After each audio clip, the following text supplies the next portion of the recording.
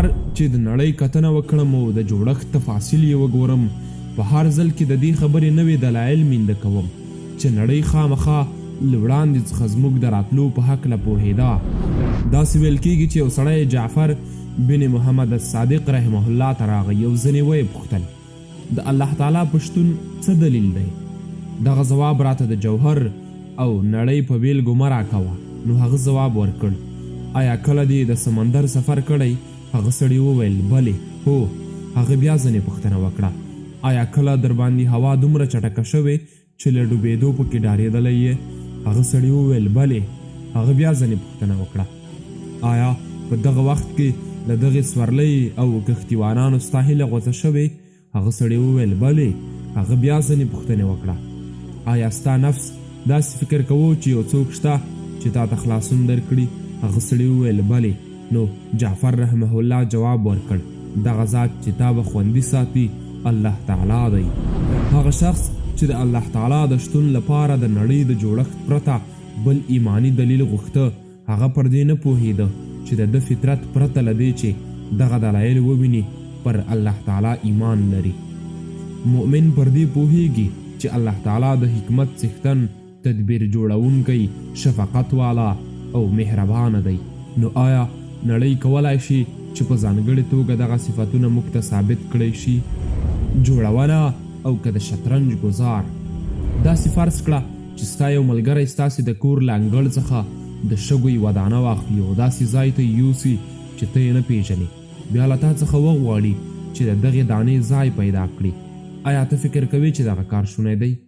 ښه، دغه اسانه ننګونه پرېږده، راځه چې شمالي امریکا ته له ځانه سره د روپو یو څو سکې ویسو، بیا دغه ټوله وچه پرې ډکه کړو او له دغې ټیټې ځمکې څخه تر سپوږمۍ پورې د 240 میلو یو غر پورته کړو، بیا د روپو دغه ډول ستر غرونه په 1 میلیارد نورو وچو کې جوړ کړو، بیا کوښښ وکړو چې د روپو له دغه غرونو څخه یوه سره سکه راوباسو. آیا دا تاته ناممکن ښکاري؟ راځه چې یو لنډ ریاضي حساب وکړو. له څلورو بېلابېلو بالونو څخه د یو سور بال ټاکل یا پیدا کېدل څومره احتمال لري؟ په څلورو کې یو. ډېره ښه ده، راځه چې بیرته هغې دانې ته ور وګرځو چې ستا ملګري ورکه کړې وه. د هغې د پیدا کېدلو امکان په 10⁻19 کې یوازې 1% دی، یعنې په 100 کوینټلونو کې 1%. دغه راز د هغو سترو غرونو څخه د یوې سمې سکې د راویستلو امکان په 10⁻20 کې یوازې 1% دی. بیا په پایله کې د دې نړۍ د ناګهاني پیدا کېدلو امکان په 10⁻160 کې یوازې 1% دی، کوم چې په ریاضي کې بیخي شتون نه لري، لکه څرنګه چې د سویسرا د ریاضي عالم څرګنده کړې. آیا دې ریاضي حسابونو تن کړې؟ بیا نو دا پرېږده، یوازې دومره فکر وکړه چې دا نړۍ د دې لپاره چې تر تا راورسېږي خامخا یې خالق ته اړتیا درلوده، او ته هم پر دې باور لري چې یو څوک شته چې پر ما پاملرنه کوي.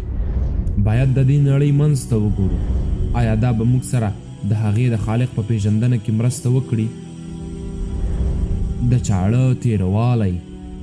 د نړۍ طبیعت ته په کتلو سره پوهیږو چې دلته یو شمیر قوانین لري چې دا نړۍ ترتیبوي او د هغې کارونه محکوموي.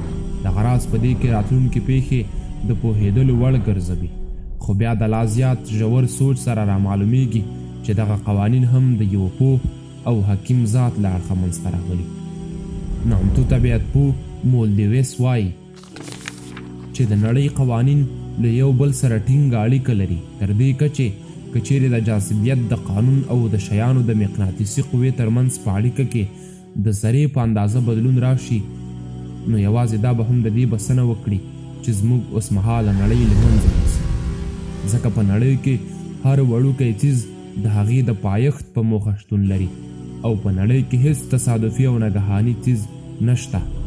ته د ځمکې اوسمهاله پراخه قوانینو ته وګوره، د کوم په هکله چې د اوسني دور نامتو طبیعت پوه سټیفن هاوکینګ وایي څرګند حقیقت دا دی چې د نړۍ شمیرې او قوانین په پوره دقت او شکل سره چمتو شوي ترڅو د ژوند پرمختګ ممکن شي. د بیلګې په توګه که چیرته د الکترون برقي قوه له اوسمهاله اندازې څخه لږه بدله وه، نو ستوري به د هایدروجن او هیلیوم په سوځولو برلاسي نه وو، دغه راز د چاودېدلو وس به یې نه درلود، کوم چې په پایله کې د دې لامل کېده چې له نړۍ څخه ډېره لویه برخه انرژي له منځه یوسي. بیا دغه سترې چاودنې ته وګوره چې دا نړۍ ترې منځته راغلې. فکر وکړه که چېرته دغه چاودنه له خپلې اندازې څخه د یوې ذرې په اندازه وړه وه نو دا نړۍ به زموږ له راتلو څخه پخوا له منځه تللې وه. دغه راز که چېرته په دغه کچه له خپلې اندازې څخه ستره وه نو اوس به ډېره فارغه ښکارېده. دغه خبره سره د دې نه چې هاوکینګ ملحد و دې خبرې ته اړ باسي چې په پای کې ووایي دا به ډېره ستونزمنه وي چې موږ د دې څرګندونه وکړو چې نړۍ یوازې په دې ډول پیل شوه. تنها دا خبره کولی شو چې دغه د الله تعالی کار و چې زموږ په څیر مخلوقات په دغه ډول پیدا کول. موږ د داسې یو دلیل په وړاندې یو چې سترګې یې له پامه نشي غورځولی. دا د هغه رب دلیل دی چې په نړۍ کې د هر یو کوچني څیز پاملرنه کوي پر کوم چې احاطه کول ناممکن دي. لکه څنګه چې ډیویس وایي د کلیشه دا وینا چې وایي نړۍ د چاړې د تیروالي په څیر سمه برابره ده. دغه وینا یې د ده په ان له کم فکرۍ ډکه ده، ځکه داسې چاړه په نړۍ کې نشته چې د نړۍ له دقت سره سمون وخوري، دغه راز چې د نړۍ له ښایست سره سمون وخوري. په یوه تود سبا کې چې د اوبو پر یوه لښتي لمر راختلی وي، د دغه ځمکې هرې خواته شینکي او نباتات وي، هلته ډول ډول ګلونه ساه اخلي. ته له یوې آرامې شپې وروسته دغه ځای کې کښېنې او د لمر د راختلو انتظار باسې. دغه مهال د مرغانو یو ټولی دې له خوا تیر شي. هغه داسې صاف آواز لري چې هیڅ څیز یې پټولی نشي. بیا د یوه بوټي د سوري د هغې تنې ته تکیه ولګوي، دغې هر څه ته خاموش شي او ورته ځیر شي او بیا له ځان سره ووایي دا نړۍ څومره ښایسته ده. د دې له امله نامتو لاهوتي کلارک بنوک وایي د الحاد او بېدینۍ د مخنیوي لپاره تر ټولو غوره لاره دا ده چې انسان په ښه توګه هغه ښایست ته ځیر شي چې الله پیدا کړی دی. له دې پرته عقلي څېړنې یا دلایل کوم ځانګړی رول نه لري. دغه راز فیلسوفه الی دسناک وایي د عاقل انسان لپاره غوره نوم جمالي انسان دی، یعنی د ښایست لیوال، ځکه د ښایست درکول د انسان لپاره د نفسي جوړښت تر ټولو مهم عنصر دی. نو آیا د نړۍ ښایست په نړۍ کې د الله تعالی د قدرت او د پاملرنې دلیل کېدلی شي؟ او که نه، د ډیویس خبره ډیره سمه ده چې وایي ښایست په خپله د یو څیز صفت نه دی، بلکې دا د هغه عقل خصلت دی چې دغه ډول فکر کوي.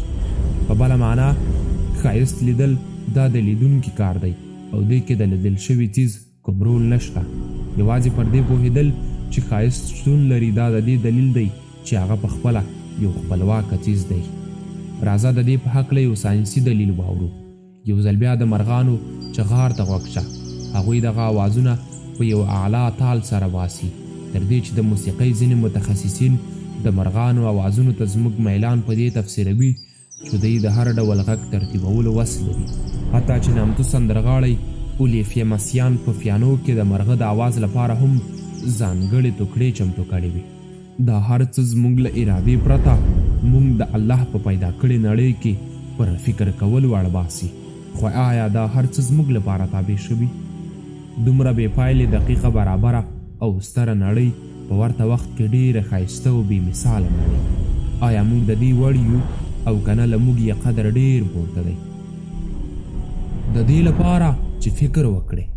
ځینې په دې ان دي چې انسان ډېر کوچنی او بې قدره دی چې دا ټوله نړۍ یې له امله پیدا شوې وي.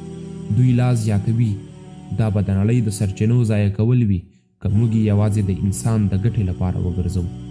خو د دې مفکورې ترڅنګ هم که داسې فرض کړو چې یوازې انسان دی چې په نړۍ کې عقل لري، نو دغه وړاندې اعتراض د الله په هکله پر یوې بلې ناسمې شبهې ولاړ دی.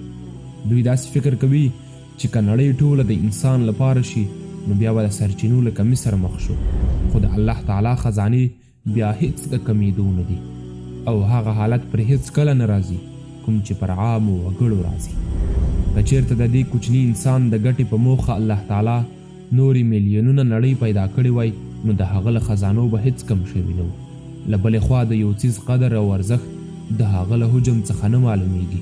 دا خو یو خورا څرګنده خبره ده، لکه په لاس کې یو ملغلره د شګو له ډېرو غرونو بهتره ده. په پایله کې د انسان حجم به ولې د خپل خالق په نزد دومره ستر نه وي؟ که د یو چا عقل پر دې خلاص شي چې دا نړۍ یو حکیم ذات پیدا کړي، بیا د هغې کائنات او طبیعت وګوري او هغه تدبیر ته ځیر شي چې د نړۍ هرې ذرې ته رسېدلی، نو عقل به یې دې ښایسته جوړښت ته پراخه شي او زړه به یې دې ترتیب شوي ښایست ته کلاو شي.